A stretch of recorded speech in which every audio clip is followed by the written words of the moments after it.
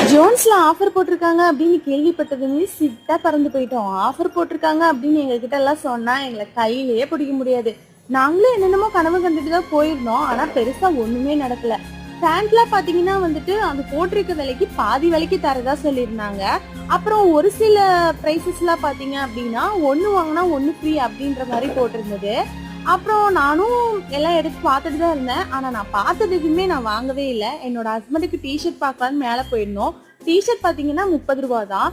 M சைஸும் L சைஸும் மட்டும்தான் இருக்கு. டிஷர்ட்டோட குவாலிட்டியை பத்தி சொல்லணும் அப்படின்னா காத்தடிச்சாலே ஓட்ட விழுந்துரும் போல அந்த அளவுக்கு இருக்குது. அது மட்டும் இல்லாம எனக்கு ஒரு சில டாப்ஸ் எல்லாம் நான் பார்த்தேன். எனக்கு பெருசா எதுவுமே பிடிக்கல. எதுவுமே வாங்காம வீட்டுக்கு போற வழி இருக்கே, அது வார்த்தையால சொல்லவே முடியாது.